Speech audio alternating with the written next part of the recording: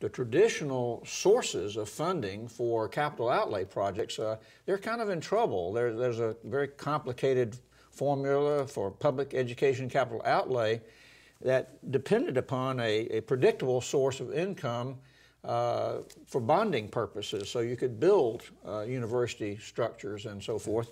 That's been somewhat diluted and spread across K through 12 and community colleges, et cetera.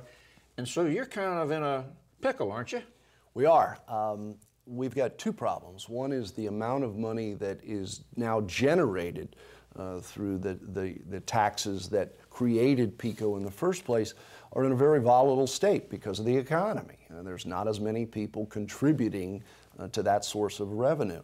Second, that source of revenue always provided an ample amount of money to be bonded to then balloon the overall availability of funding to build classrooms and laboratories on our university campuses.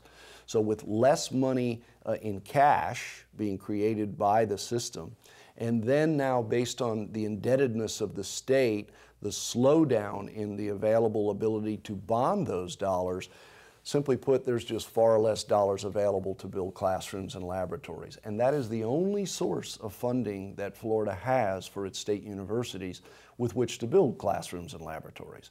So right now the legislature is going to take a look at this problem. We're going to help with that and see what we can do.